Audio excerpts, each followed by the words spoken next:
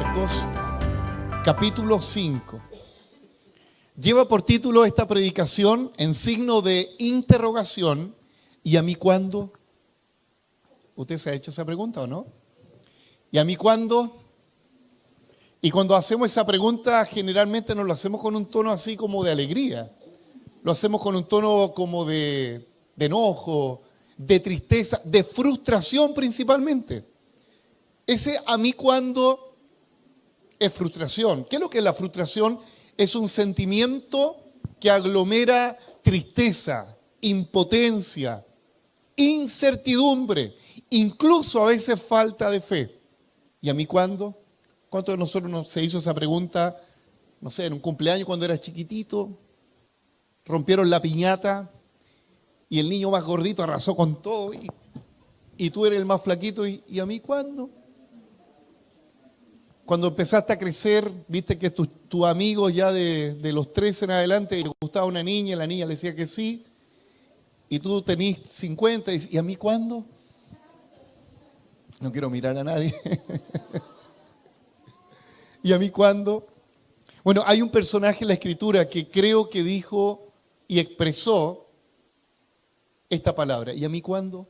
No lo dice el texto, pero yo me imagino que lo dijo. Y no solamente para sí mismo, lo dijo también tal vez para los que estaban en su entorno. Vamos a Marcos capítulo 5, versículo 21. Dice: pasando otra vez Jesús en una barca a la otra orilla, se reunió alrededor de él una gran multitud y él estaba junto al mar. En el contexto ahí está en Capernaum. Y vino uno de los principales de la sinagoga llamado Jairo, y luego que le vio se postró a sus pies y le rogaba mucho diciendo: mi hija está agonizando. Ven y pon las manos sobre ella para que sea salva y vivirá. ¿Por qué lo digo con esta expresión? Porque creo que fue así e incluso con mayor intensidad el clamor de Jairo. ¿Cuántos de ustedes tienen un hijo y cuando su hijo se enferma usted se desespera? Todos, ¿cierto? Yo todavía recuerdo la imagen estando en la posta del Sotero del Río, en el hospital de niños. De verdad que ahí se ve bastante lamento. Y me acuerdo que estaba con Simón o con Liz, y estaba mi esposa, y de pronto entra una mujer con un niño en sus brazos, desesperada. ¿Sabe lo que hizo? Porque el protocolo es que tú te inscribes, ¿cierto? Indican lo que te ocurre. Ella saltó todo el protocolo llorando, gritando. Hermano, literalmente ella le pegó una patada al portón para ingresar y atendieran a su hijo o hija. La desesperación de un padre o una madre cuando su hijo está gravemente enfermo rompe todo protocolo, rompe toda diplomacia. Uno es capaz de dar la vida por sus hijos. Imagínate la escena de Jairo. Continúo la lectura. Y él le rogaba mucho, diciendo, versículo 23, mi hija está agonizando, ven y pon las manos sobre ella para que sea salva y vivirá. Esto es fe, señores. Él no dice, anda por si acaso. No, él sabe muy bien que Jesús puede sanar a su hija. Y puede vivir y puede ser salvada y sanada. Eso es fe. Dice el 24, fue pues con él y le seguía una gran multitud y le apretaban. Y después viene una interrupción a esta escena. Una mujer impide el paso de Jesús. Una mujer que tenía una enfermedad, un flujo de sangre que durante 12 años no podía resolver. Pero quiero saltarme esos versículos porque nos vamos a concentrar en la historia de Jairo. Vamos al versículo 35. Y mientras él aún hablaba de lo que había ocurrido con la mujer que fue sana, salvada, vinieron de casa del principal de la sinagoga Jairo diciendo, tu hija ha muerto. Wow. ¿Se imagina usted la escena? Yo sé que usted se sabe este texto de memoria, pero yo quiero instarlo a imaginarse el episodio. Que te digan afuera del hospital, ¿sabe que su hija murió? ¿Cómo usted lo tomaría? ¿Su hija murió? Claro, a veces uno lee la Biblia, hermano, como cuando uno ve la portada en esos tiempos, ya uno no ve diario, pero no sé, una portada de algo, una noticia importante, relevante, triste o de alegría, lo mira, bueno. Hermanos, nadie puede quedar sin asombro cuando lee esta historia. Tu hija ha muerto. ¿Para qué molestas más al maestro? Si Jairo estaba desesperado, esto lo tumbó y lo tiró por el suelo. Ahí viene la duda de Jairo en el momento. A mí me gusta imaginarme a los personajes de la Biblia, me meto ahí y yo imagino que en ese momento Jairo pensó, pero si yo creí que Jesús podía sanarla, si yo creo que Jesús es todopoderoso, entonces ¿por qué me viene esta noticia? ¿Usted ha estado en una situación así? ¿Usted cree que Dios le resucita muerto? ¿Usted cree que Dios es todopoderoso? Y tú estás en esa fe tan grande y de pronto viene la peor noticia. ¿A alguien le ha pasado eso? A todos, a todos. Pero Jesús, luego que oyó lo que se decía, dijo al principal de la sinagoga: no temas, cree solamente. Y en esta hora del mediodía le digo a todos quienes están presentes: no tengamos miedo, creamos. No tengamos miedo, creamos. Lo contrario a la fe es el miedo. No tenga miedo. Yo no sé con qué o cuál diagnóstico tú has llegado este día. Hay diagnóstico de desánimo, hay diagnóstico de enfermedad, hay diagnóstico de una crisis matrimonial, hay diagnóstico de lo peor de lo peor. Y tal vez usted está bien, usted dice: pastor, esta palabra no es para mí, pero en algún momento de la vida esta palabra tiene que hacerse vida en usted. Porque en este mundo Jesús dijo que íbamos a padecer aflicciones. Y cuando venga el día malo, ¿usted sabía que existe el día malo? La Biblia habla, Pablo dice en Efesios capítulo 6, que debemos estar firmes en el día malo. Porque vienen días malos para todos nosotros en algún momento de la historia. Porque tal vez usted está bien hoy, no le falta nada, está bien. Pero llegará, y no quiero ser un profeta pesimista, pero es la verdad. Nadie está exento a días malos. Nadie está exento a situaciones dramáticas. Aunque tú seas fiel al Señor, aunque no le hagas mal a nadie, todo ser humano, todo ser viviente en esta tierra ha de pasar los valles complejos de la vida. No temas, cree solamente, y no permitió que le siguiese nadie. Recuerde que iba con una gran multitud. Sino Pedro, Juan y Jacob, hermano de Jacob, y vino a casa del principal de la sinagoga y vio el alboroto y los que lloraban y lamentaban mucho.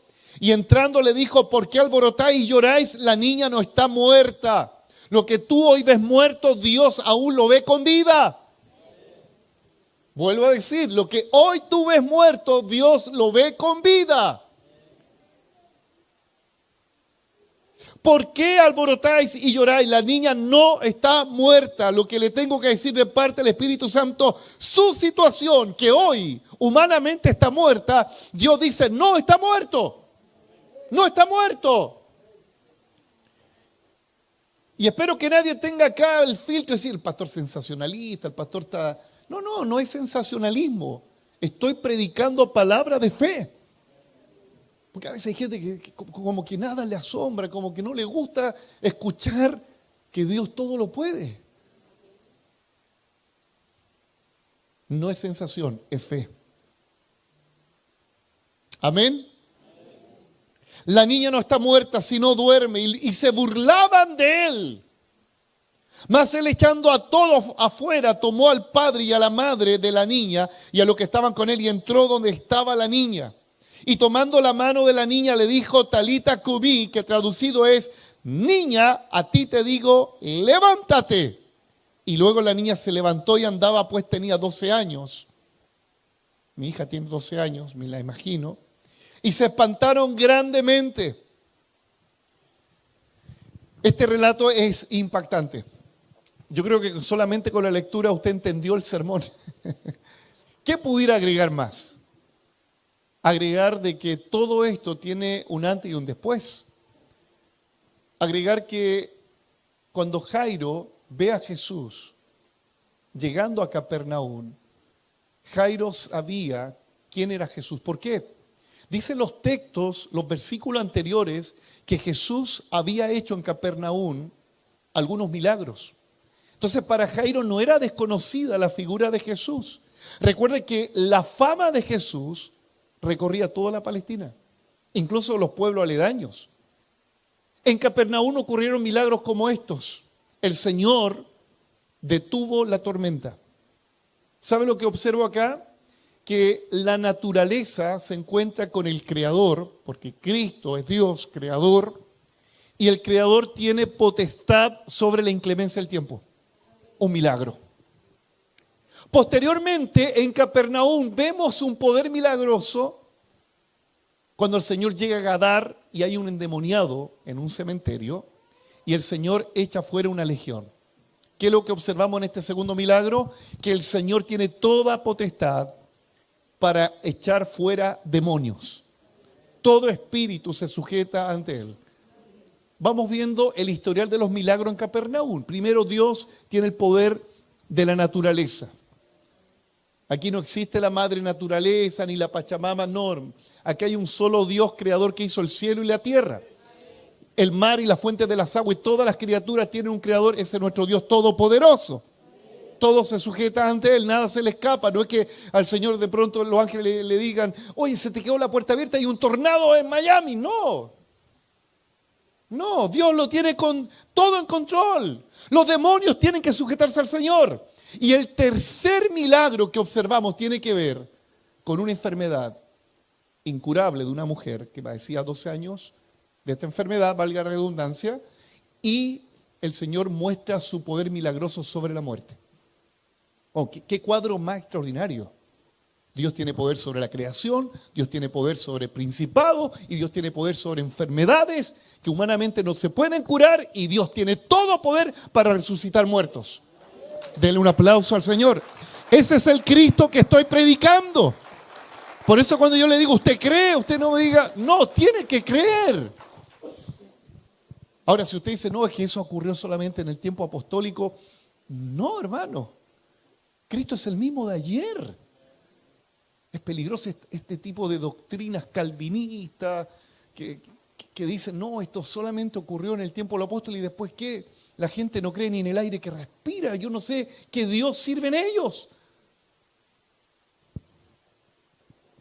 Bueno, lo único que sé, hermano, que no solamente Dios quiere mostrar su poder, Dios también quiere actuar en nosotros y estar con nosotros. Dios no te responde desde el más allá sin que Él no quiera tener una relación contigo. No, Dios quiere relacionarse con las personas. Usted vea todos los milagros que hizo Jesús. En todos Él tuvo una conversación con quienes experimentaron un milagro. Todos tuvieron una sesión. Todos tuvieron una entrevista. Todos. Y vemos acá que en este párrafo hay 3 acciones que Dios tiene para poder hacer un milagro, para mostrar su bondad de querer estar con las personas y entregar una respuesta a las necesidades. Diga conmigo, Dios hace milagros y quiere estar conmigo. Sí, Dios no es lejano. No es el curandero del barrio que ya unas chauchitas y después nunca más viste al curandero. No. El Señor no es el curandero. Él es nuestro Salvador. La primera acción tiene que ver que Dios actúa con compasión. Dios no actúa porque Él era un tipo narcisista, ególatra, para hacerse famoso, para tomarse una selfie mientras se le estiraba el pie al cojo. No. El Señor nunca buscó eso. La fama que tenía el Señor era porque la gente hablaba bien de Él y hablaba mal también de Él. El Señor nunca buscó su propia gloria. Él siempre actuó con milagros y señales por compasión. Cuando Dios observa tu situación, ¿sabe lo que Él dice? Yo tengo compasión de ti. Aunque no lo merezcas. Es que la verdad es que nadie lo merece. Es por gracia. Versículo 22 dice, vino uno de los principales de la sinagoga. ¿Quién era este? Era un encargado de la sinagoga. Era un hombre con dinero. Era un hombre que tenía recursos. No era cualquier personaje. Era un hombre que había escuchado de Jesús. Porque en Capernaum se habían hecho algunos milagros. Este estaba a cargo del culto. Él era el que colocaba al que iba a orar, el que iba a enseñar. O sea, no era cualquier personaje. Él tenía una relación estrecha con los fariseos, con aquellos que estaban a cargo de la religión de aquel momento. O sea, él pensaba como un fariseo más. Y recuerde que quienes se oponían siempre al ministerio de Jesús, ¿quién eran? Los fariseos. Pero este hombre no se opone a Jesús. O sea, por sobre el orgullo, por sobre la dureza de corazón, cuando el ser humano, aún por más orgulloso que sea, aún por más duro que sea, cuando el área frágil de la vida de ese ser humano, como la enfermedad de una hija, de un hijo, no hay corazón duro que no se doblegue ante el Señor. Tu orgullo no sirve cuando ves que estás a punto de morir. Tu orgullo no sirve cuando ves que lo que más amas se está deteriorando. Tu orgullo no sirve. Este Jairo no era cualquier hombre. Era un hombre de respeto, de autoridad. Y cualquiera diría, fue Jairo el que fue al encuentro de Jesús. No, dice que Jesús llegó al lugar. ¿Qué quiero decirles con esto? Que Jesús siempre tiene la iniciativa. Nosotros decimos, ven al encuentro de Jesús, ¿cierto? Pero la verdad, bíblicamente, es que Él viene a nuestro encuentro primeramente. Fue el Señor que fue a Capernaum. No fue Jairo a buscarlo a otra región, no. Fue el Señor que aparece en esa escena y Jairo, al verlo, lo primero que hace, dice que se postró ante el Señor. Se postró, esta palabra griega, ¿sabe lo que significa? Se desmoronó, se derrumbó. No fue una inclinación religiosa así solemne, así como... No fue eso. Él lo vio y se cayó, yo me imagino, de guata estaba. O sea, no hay protocolo en esto. ¿Qué le importaba qué iban a decir sus colegas los fariseos? Los fariseos probablemente lo miraban así, pero qué vergüenza. ¿Cómo se le ocurre estar ante el hijo de José postrado ahí? Es que, hermano, la fe te llevará a reconocer que Jesús no es solo un profeta ni el hijo de José. Él es Rey de reyes, Señor de señores, y ante Él se dobla toda rodilla y toda lengua confiesa que Él es el Señor. No importa el estatus, no importa la potestad que tenga el ser humano, al estar frente a Jesús, nos desmoronamos. Todos los personajes que tuvieron un encuentro con Jesús glorificado, todos, la mayoría, de rodillas, considerados casi muertos delante de Dios. ¿Se acuerda Isaías? ¿Cómo se considera cuando está ante el gran trono del Señor y ante el Señor? Soy un hombre muerto. O sea, Isaías no estaba así, ¡oh, está el Señor! Espérate. No. Se siente muerto. Pedro en la barca ante el Señor, ¿cómo está? Cuando ven la pesca milagrosa, él se siente terriblemente pecador porque está delante de Dios. El inicio de un milagro tiene que ver primero con un quebranto total ante Dios. Si alguien se acerca a Dios así, bueno, si tú sanás, bueno, sáname. Lo más probable es que Dios lo rechace, porque Él mira de lejos al soberbio, pero se acerca al humilde, al que tiembla ante mi palabra, dice el Señor, al quebrantado de corazón, a ese Él atiende. Y dice la palabra que le rogaba mucho. La palabra griega que aparece ahí es parakaleo, que es una palabra compuesta. ¿Sabe lo que significa paracaleo cuando dice le rogaba mucho? Significa llamar al lado cerca. Paracaleo. O sea, Jairo no solamente quería una respuesta de Jesús, él quería a Jesús también. ¿Entiende? Paracaleo. O sea, yo no quiero solamente tus manos, tus favores. Yo te quiero a ti, Señor. Y si te tengo a ti, lo tengo todo. Aleluya. Cuando usted observa las expresiones de los profetas en el Antiguo Testamento, ¿cuál era la exhortación al pueblo de Israel? Buscar el rostro. No dice busquen las manos, busquen los pies. Porque la mayoría y la multitud que seguía a Jesús, ¿sabe lo que buscaba? Buscaba las manos nomás. Que me sane y no importa si era profeta o no era profeta. Que me sane, un beneficio. Pero cuando alguien busca el rostro de Dios, no solamente busca el beneficio, lo busca a Él. Y si yo lo busco a Él, si Él soberanamente me quiere sanar, gloria a Dios. Y si no, Él me sostendrá. Él me sostendrá. ¿De qué manera tú clamas a Dios? ¿Hay un paracaleo ahí? ¿Cuál es tu mayor necesidad el día de hoy? Y tal vez es sincera la necesidad. Yo, pastor, vine solo para ser sanado. Y Dios lo puede hacer. Pero yo te animo que no solamente desees el beneficio de Dios, clames para estar con Él. Paracaleo.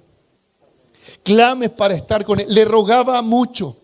El Salmo 34:6 dice, este pobre clamó y el Señor le oyó y lo salvó de todas sus angustias.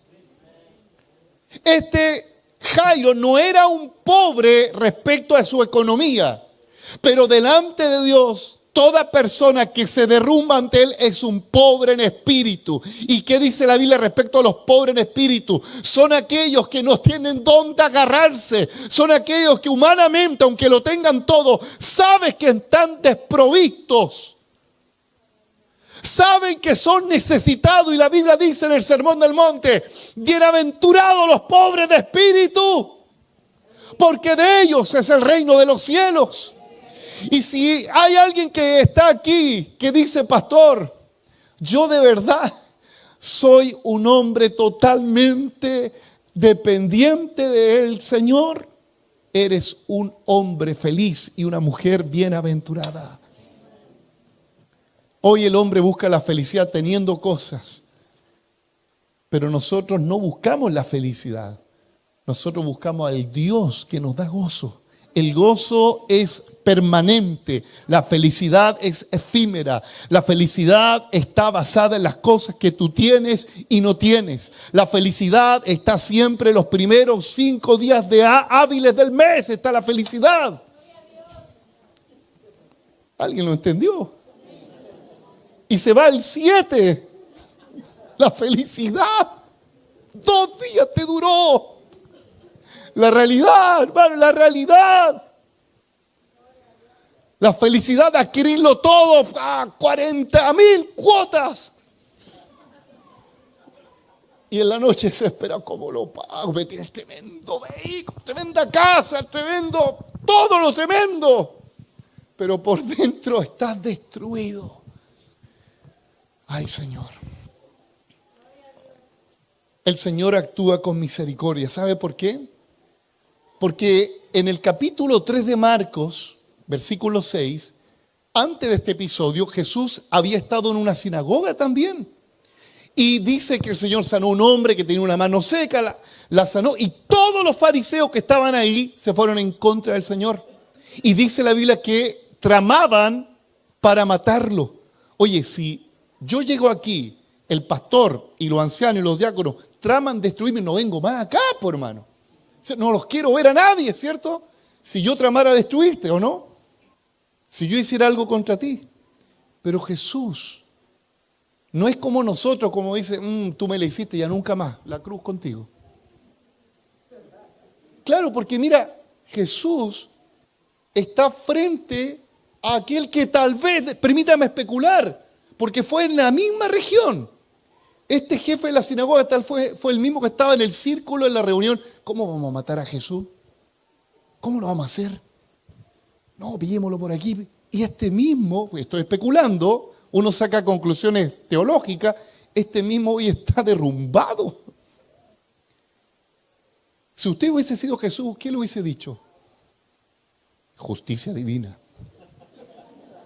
Claro, pues no. Lo que tú siembras, porque algunos más son bíblicos, lo que tú siembras cosechas.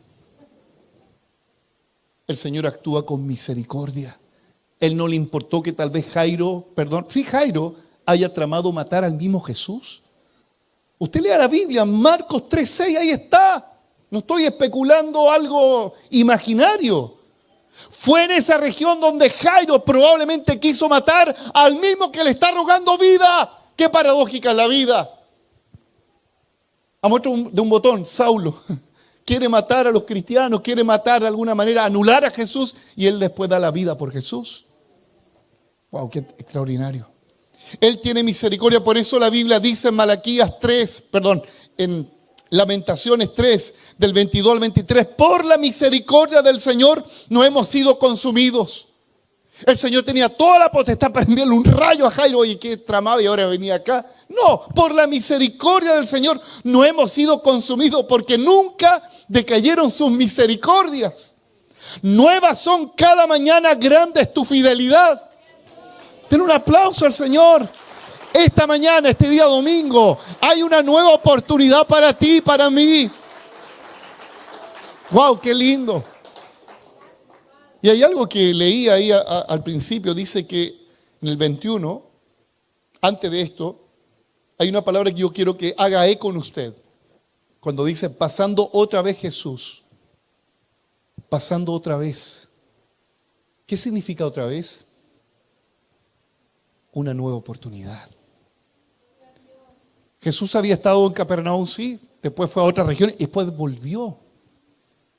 Amado hermano, siempre Dios dará una nueva oportunidad. Dios te da una nueva oportunidad. Otra vez el Señor está en tu Capernaum.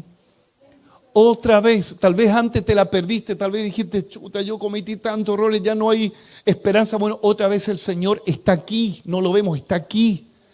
Otra vez el Señor extiende su mano para rescatarte, otra vez tiene Él compasión para hacer algo por ti.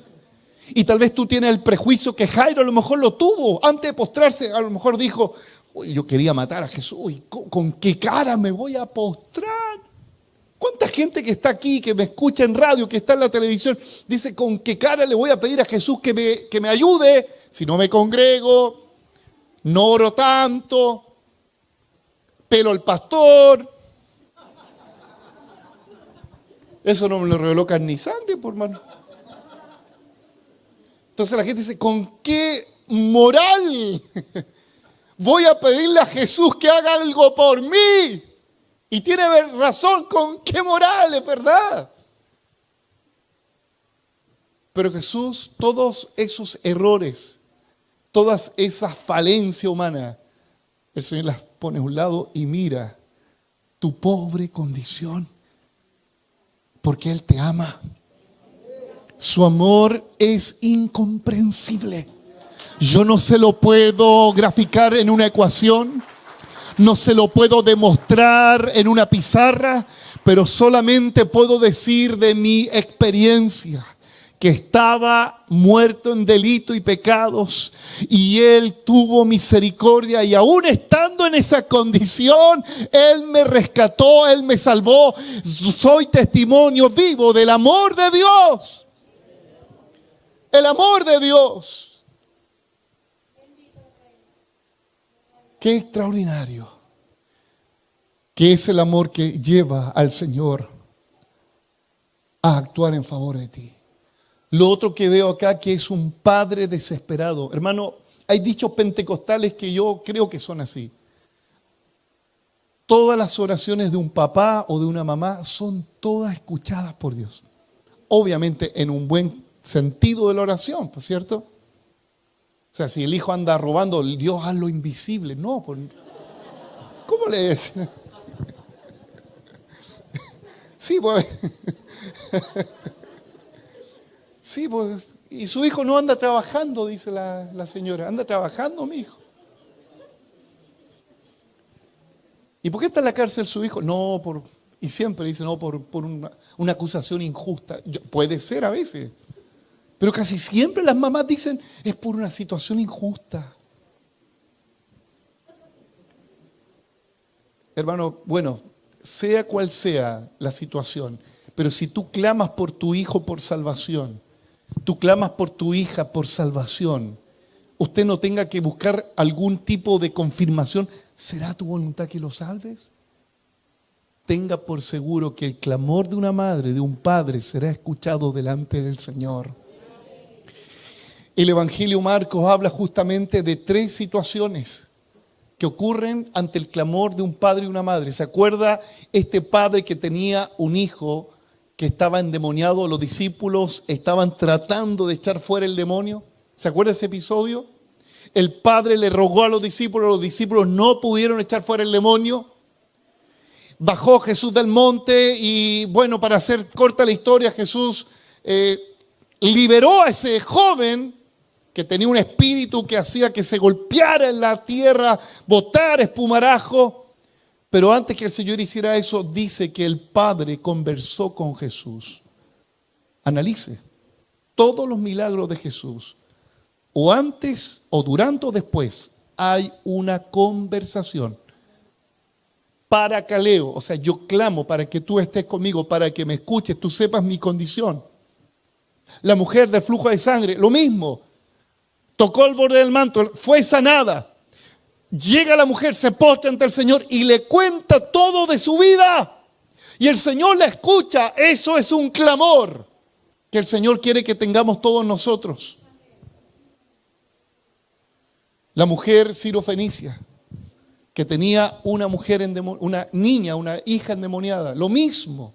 Esta mujer no era judía, pero tanta la fe que tenía que finalmente el Señor le sana a la hija. De la misma manera quiero decirle a todos los padres presentes, a los abuelos, a los que están aquí, si tienes un hijo muerto en tus delitos y pecados, si tienes a un hijo apartado del camino del Señor, este es el día. Sí, tú dices, ¿y cuándo yo? Bueno, este puede ser el día. Que mientras estás escuchando esta palabra, dile al Señor, tan solamente di la palabra a través de tu siervo, para que mi hijo, donde esté en este momento, sea tocado por el Espíritu Santo, donde quiera que esté, y ponga al hijo, ponga a su esposa, ponga a su esposo, sea quien sea, tan solamente di la palabra, Señor. Mientras mis papás estaban en el culto, siempre cuento esta historia, mientras ellos alababan al Señor, yo tenía 15 años, 14, 15 años, yo me resistía a ir a la iglesia, me resistía a estar en el culto. Pero ellos en el horario, mientras alababan al Señor, yo estaba colocando una canción extrañamente para mí de Marcos Witt y el Espíritu me estaba tocando. Yo creo en esto, que cuando tú buscas al Señor, Él se encarga también de hacer lo que tú no puedes lograr. Sí, hermano, no es en vano. No es en vano. Todo clamor siempre tendrá una respuesta del Señor. El ciego Bartimeo clamaba y clamaba. Y el clamor de Bartimeo fue persistente. Hermano, hay clamores que inmediatamente Dios responde. Al segundo, al toque. Al tiro. Los venezolanos saben lo que significa el tiro, ¿cierto? Ya, no tengo que explicar. Pero hay clamores que el Señor no responde inmediatamente. Hay que perseverar. Bartimeo clamó a la primera, cállate. A la segunda, cállate. Pero él clamó con más fuerzas. Hermano, el clamor siempre tendrá oposición. Y esa oposición puede ser de ti mismo, del entorno o espiritual. ¿Por qué de ti mismo? Porque cuando no tienes respuesta, te desanimas y dices, ¿para qué voy a seguir orando si Dios no me respondió? Tú mismo. El entorno, tu familia, te critica. ¿Dónde está tu Dios? Mira, está ahí de mal en peor. ¿Cuánta gente ha tenido esa crítica? de su esposo, familia. ¿Cuánto? Y soy evangélico, soy cristiano. Y mira, estáis de mal en peor. Y lo otro son demonios que se oponen a tu clamor. ¿Se acuerda Daniel? Él se dispuso a orar, abrió las ventanas a Jerusalén, se dispuso a orar, estuvo clamando. ¿Y quién se opuso al clamor? Una potestad. Pero el Señor escuchó ese clamor. No me quiero desviar, no quiero hacer una apología del clamor, pero creo que el clamor va más allá de nuestras oraciones protocolares. Hay oraciones protocolares que solamente hacemos como para que nuestra conciencia quede bien. Hay hermanos que a veces no oran, ¿sabe por qué? Porque dicen, pastor, yo no oro porque lloro feo. Pero si tú no estás orándome a mí, pues, ¿cómo? Ahora, hermano, aquí no se trata de la palabra linda que le diga a Dios. Aquí se trata de la sinceridad que expresa tu corazón. Hay gente que no entiende casi nada de Biblia, pero porque son nuevos en la fe, pero con una fe tan grande. La segunda acción, hay que saber que Dios tiene la última palabra. Cuando está Jairo pidiéndole, Señor, anda a mi casa, Jesús inmediatamente ante ese clamor responde, van a la casa de Jairo y de pronto se interrumpe el paso, una mujer aparece. Usted conoce la historia y si no la conoce, la mujer con el flujo de sangre. Y ahí, ¿cuántos minutos deben haber ocurrido en ese acontecimiento entre Jesús y la mujer? ¿Cuántos? Póngale usted unos minutos, pues. ¿Cuántos minutos? Claro, cuando uno lo lee son 30 segundos. Pero recuerde que es un resumen del evangelista. Colócale 15 minutos, 20. Hermano, una persona que tiene a su hijo o a su hija a punto de morir, un minuto puede ser fatal. O sea, tardarse un minuto ya es tarde. Y ahí donde salta el título de este mensaje.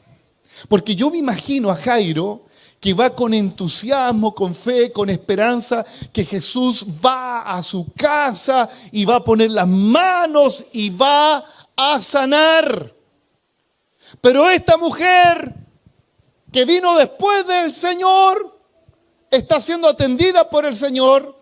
Y Jairo, me imagino que dice, ¿y a mí cuándo? Yo estuve primero, saqué primero la hora. Estoy de las 6 de la mañana en el consultorio y este apitutado llegó a las 10 y lo atienden.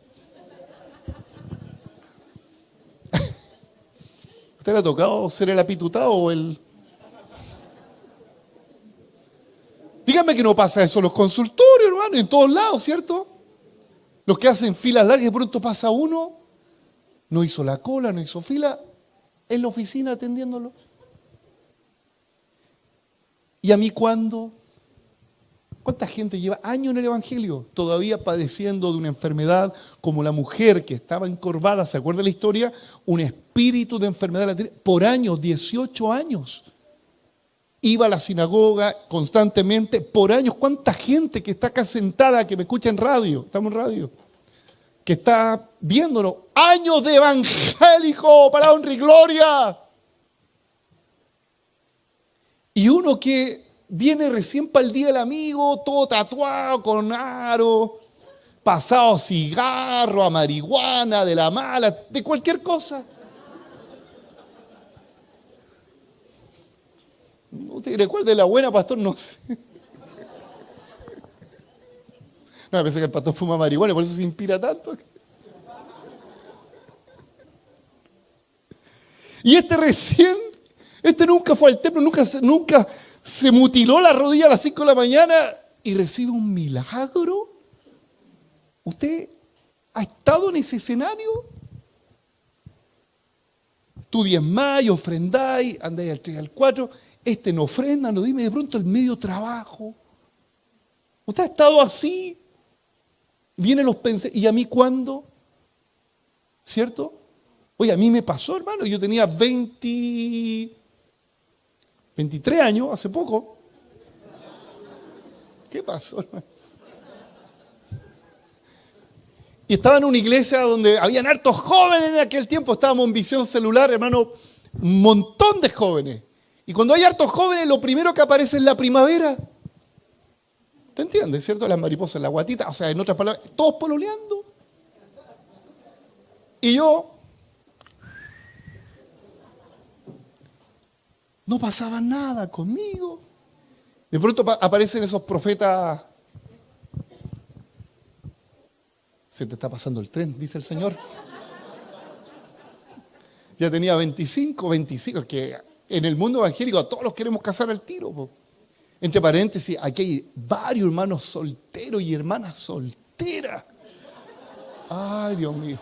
Yo estoy seguro que el 50% de los que están acá son solteros y solteras.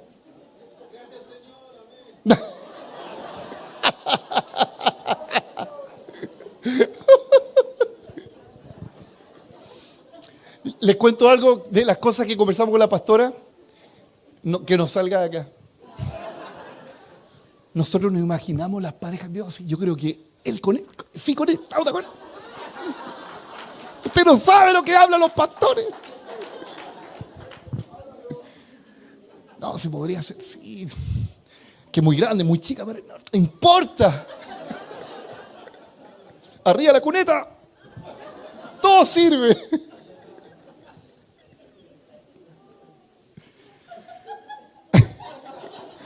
Ay. Hermano, entre paréntesis, de verdad, hermano, usted no espere a alguien galáctico que venga y se le revele.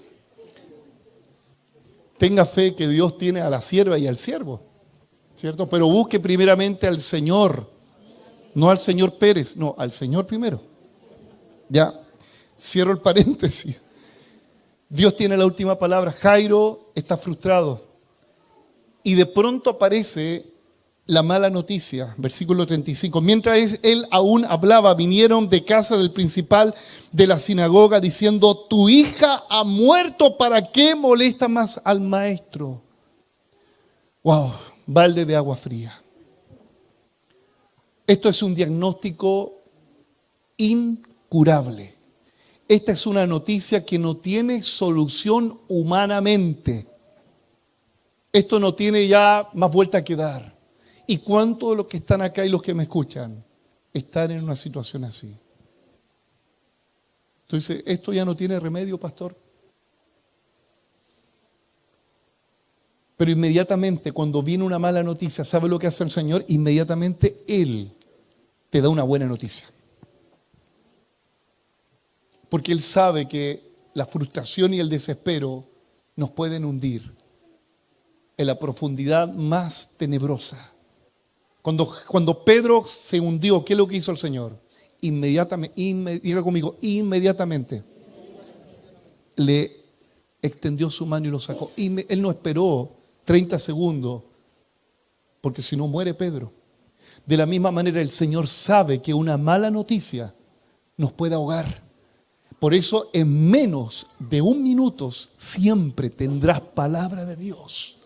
Cuando venga la mala noticia, cuando venga el diagnóstico, siempre Dios te hablará. Siempre Dios te hablará. Siempre habrán promesas del Señor. ¿Qué fue lo que el Señor le dijo inmediatamente? ¿Qué fue lo que le dijo? ¿Está leyendo conmigo? Versículo 36. Pero Jesús luego que oyó, diga conmigo, el Señor luego me hablará. Él oye la mala noticia, pero Él luego habla. Versículo 36, pero Jesús luego, diga conmigo, luego. Aleluya, luego. Luego que oyó que lo que se decía al principal de la sinagoga, Él le dijo: no temas, cree solamente. ¡Wow! No temas, cree solamente. ¿Y qué tengo que creer? A todas sus promesas que son fieles y verdaderas. A todas, a todas, a todas. A todas, a todas. Todas sus promesas son fieles y verdaderas. ¿Usted sabía cuántas veces aparece la palabra no temas en la Biblia? 365 veces. un no temas para cada día. Un no temas para cada día. No temas solamente. Mire, yo sé que todos nosotros luchamos con ideas pesimistas, ideas que nos derrumban. El libro Proverbios 19:21, en la versión Reina Valera, dice, póngalo por favor, Proverbios 19:21. Muchos pensamientos hay en el corazón del hombre. Cuando una persona está abrumada, son muchos los pensamientos. Piensa 1000 por hora o 1000 por segundo. 1000 palabras por segundo están ahí. ¿Cómo lo voy a hacer? No, esto va de mal en peor, me desespero, me desespero. Dice, muchos pensamientos hay en el corazón del hombre, mas el consejo de Jehová permanecerá para siempre. Denle un aplauso al Señor, es palabra de Dios. La versión PDT, Pueblo de Dios para Todos, dice, la gente tiene muchas ideas. Generalmente la gente es pesimista, sobre todo los chilenos. ¿Cierto? Los venezolanos dicen, sí. La gente tiene, sí, pues un venezolano es emprendedor. Hablo de los buenos venezolanos, ¿cierto? Son emprendedores, trabajadores, conquistan todo, hermano. En menos de un mes ya tienen un auto, los chilenos 20 años. El micro. A todos nos cuesta. Dice, la gente tiene mucha idea, pero solo se hará realidad la decisión del Señor. Wow, qué tremendo. Versión NTV dice, puedes hacer todos los planes que quieras. ¿Cuál era el plan de los amigos, de los mensajeros de Jairo? El plan funeral. ¿Ya estaba hecho el funeral? ¿Cuántas veces nosotros estamos trabajando en pos de funerales de la vida? Sí. Como se murió algo en ti, tú estás en torno de la tristeza. Vives en un funeral. En un funeral ya no hay esperanza que el muerto se levante. En el funeral hay sentimiento de tristeza sin consuelo. ¿Cuánta gente camina en el funeral de su vida por años? Porque muchos son, y quiero leer, puedes hacer todos los planes que quieras, pero el propósito del Señor prevalecerá. ¿Y cuál es el propósito del Señor? Él tiene deseos de bien. Él tiene deseos de bien. La voluntad de Dios es buena, es agradable, es perfecta. Pero el Señor aparece en los funerales de la vida. ¿Para qué? Para echar por tierra todo lo que está tomando dominio de ti y de tu entorno. ¿Usted sabía, hermano, que hay sentimientos que son contagiosos? ¿Usted sabía que el escritor del libro a los Hebreos habla de un sentimiento peligroso y contagioso? ¿Sabe cuál es ese pensamiento y sentimiento? ¿Cuál es? La amargura. Dice el escritor que contamina. O sea, como alguien que está resfriado, en su entorno prolifera el bicho. Hermano, la gente con amargura es peligrosa. Pero al decir esto no es que quiero apuntar el dedo a los que están con amargura y yo ponerte así el dedo en la llaga. No, no, no. Quiero decirte que si tú estás en una amargura porque te ha costado perdonar, porque la amargura es producto de una ofensa sin perdón, eso es amargura, Dios puede sacar toda esa tristeza, toda esa amargura y cambiar tu tristeza en alegría, cambiar tu tormento en paz, cambiar tu situación en una bendición. Dios siempre tiene la última palabra. Yo conocí a un joven hace muchos años atrás, era hijo de padres piadosos. Y este iba de mal en peor en su adolescencia, de mal en peor. Lo expulsaron del colegio. Estaba esclavo a muchas cosas, pero sus padres siempre oraban por él. Y supe que su madre, después lo supe después de años, iba a la habitación de ese joven y oraba por el pijama transpirado del joven. Tócalo, Señor. Y siempre declararon una palabra de salvación. Y fue así que Dios escuchó ese clamor de una madre, de un padre.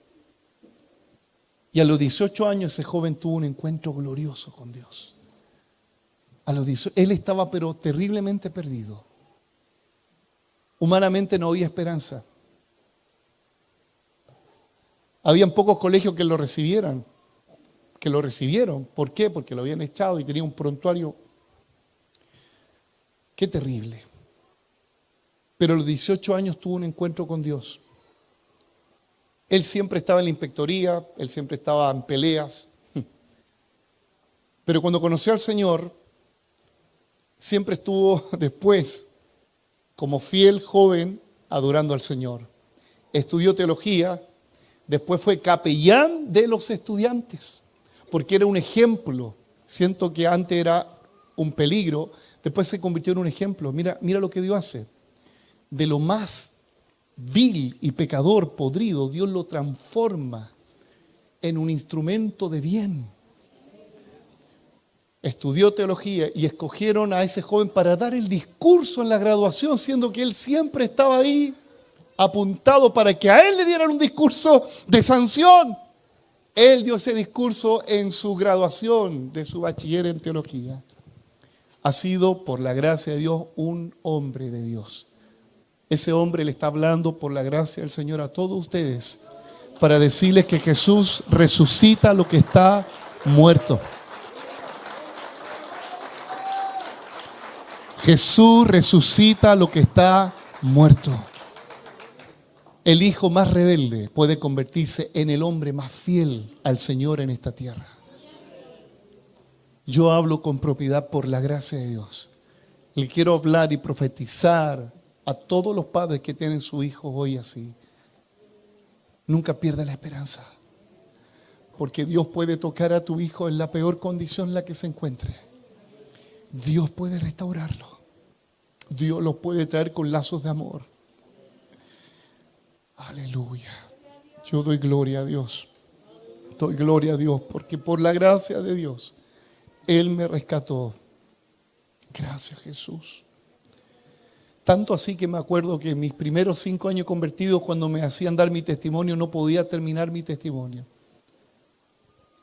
Era un llanto de agradecimiento tan grande. Porque el que mucho se le perdona, mucho ama.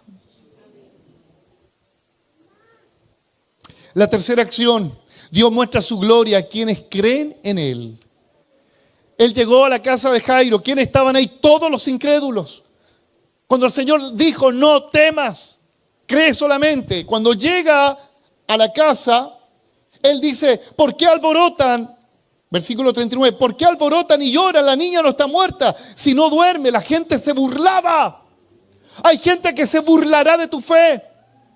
Hay gente que te dirá, estás loco, ¿cómo dices que esto va a ocurrir? Es que, hermano, nuestra vida en Cristo es una locura para los que no entienden la revelación del poder de Dios.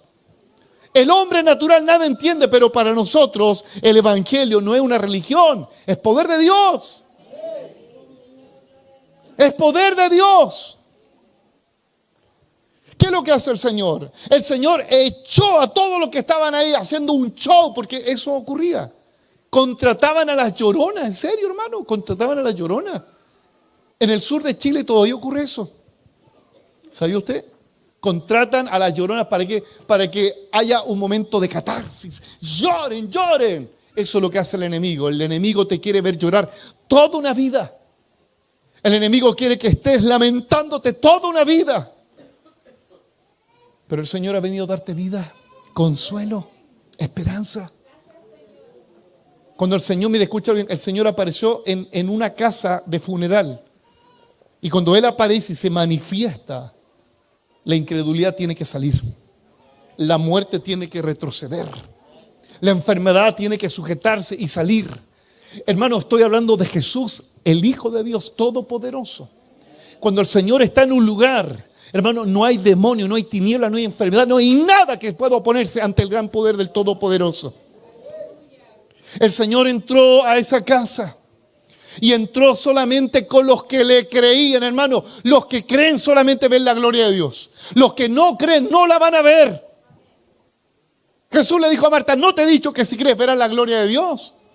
No le dijo, mira, si tú conoces harto de la Biblia vas a ver la gloria de Dios. No, la Biblia confirmará tu fe. Entró Pedro, Juan y Jacob, entró la madre y el padre. ¿Cuánto habían? 5 en la casa. Generalmente son pocos los que ven la gloria de Dios. Son pocos. Porque la mayoría solamente o están buscando un beneficio o son parte de los que se burlan. Ahí estaba la multitud. Los que se burlaban y los que buscaban un beneficio, pero sin estar con Él. ¿Qué ocurre? El Señor se acerca y toma la mano de la niña y le dice, Talita cumi. La palabra griega traduce eso como que el Señor le dijo con ternura, niñita. En el griego así aparece, niñita. Qué tierno es el Señor. Niñita. Con cariño le dice, niñita. Eso habla del amor, de la compasión del Señor. A ti te digo, levántate. Y se levantó y resucitó y le dieron de comer. Mire, escúchelo bien. Esta niñita tuvo que escuchar la voz de Dios y tuvo que experimentar un toque de Dios. Los milagros de Dios siempre estarán basados en una palabra y estarán basados en un toque. Todos los milagros de las personas que lo han vivido siempre dicen, sentí un fuego, sentí algo, Él me tocó. Es que, hermano, es que somos personas que sentimos.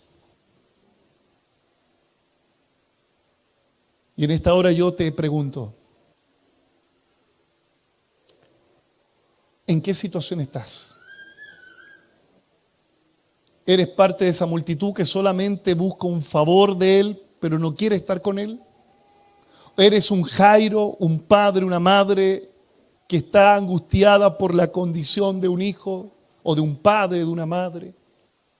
¿Eres aquella niña que está muerta en delito y pecados?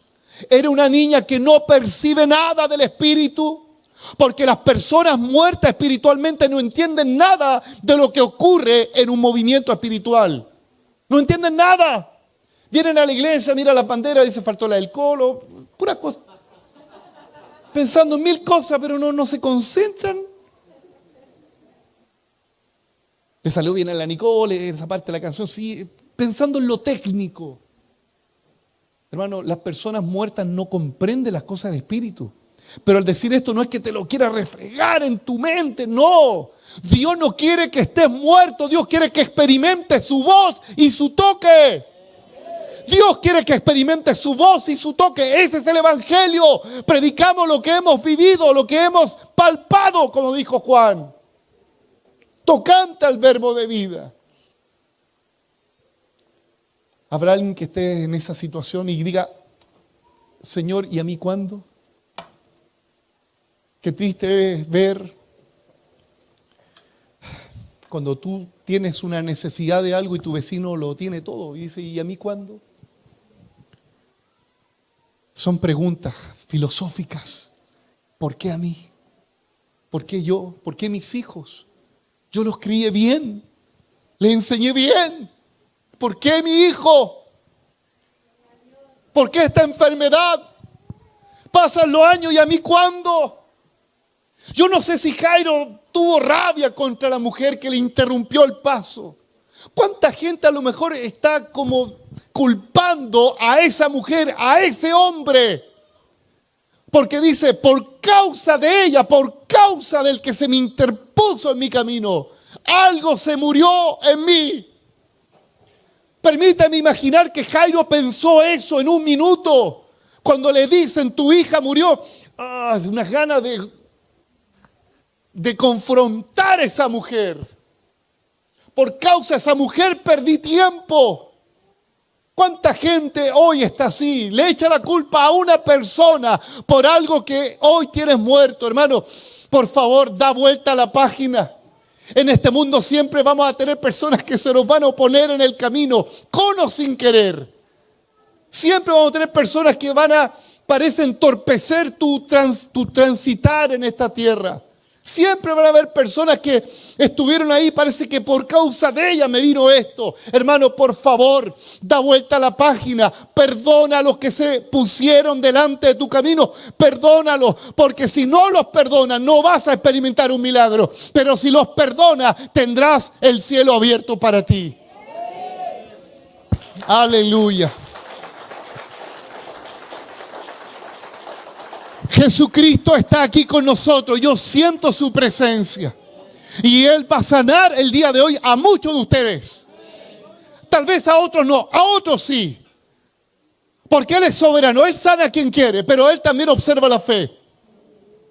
Y la pregunta que yo les quiero hacer, los que van a buscar hoy un milagro de parte de Dios, ¿usted va a venir solamente a buscar una sanidad o quiere encontrarse con Él también? Paracaleo. ¿Qué es lo que quiere usted? ¿El beneficio solamente o quiere al benefactor también? Yo quiero estar con Él. Yo quiero estar con Él. Porque hoy nos ofrecemos baratamente un evangelio. Ven y Vilsipap. No. Ven y Jesucristo sea el Señor de tu vida. Arrepintámonos de nuestros pecados y creamos en Él y seremos salvos. Aleluya. Quiero hacer un llamado a todos los que hoy están con enfermedades, a todos aquellos que están lejos de Cristo, porque esa es tu mayor necesidad. Volverte al Señor, volverte a Cristo. Sal de su silla, venga acá. ¿Cuántos de los que están aquí caminan de funeral en funeral? De funeral en funeral. Aleluya. Ven aquí. Quiero orar por todos los que están con enfermedades incurables. Hermano, yo les voy a pedir algo, por favor. Yo quiero, mire, escúchelo bien. Mire lo que el Espíritu Santo está diciendo. En esta casa, como la casa de Jairo, toma autoridad como ministro del Señor para decirle a todo aquel que es incrédulo, a todo aquel que no cree que Dios puede hacer algo, por favor, no se oponga. Y los que creen acá sean como Pedro, Juan y Jacob, como la madre y como el padre. Usted tal vez como el padre o la madre va a traer a alguien, traiga a esa persona. Si usted como papá, como amigo, traiga a esa persona. Pero yo no quiero que usted esté mirando los pajaritos, esté mirando las desafinaciones. No. Porque el Señor reprendió a los que estaban estorbando. Los milagros, hermanos, existen. Hermano, yo soy un milagro, por eso puedo hablar de milagro. Dios sana, Dios restaura, Dios liberta. Rápidamente los ancianos y pastores pasen acá, rápidamente, por favor. Y todos los que están atrás, yo les voy a pedir algo. Usted clame por su hijo, por su familiar. Porque los que están acá no son más pobres en espíritu que en usted. Usted también, como yo, somos pobres en espíritu y necesitamos una respuesta del Señor.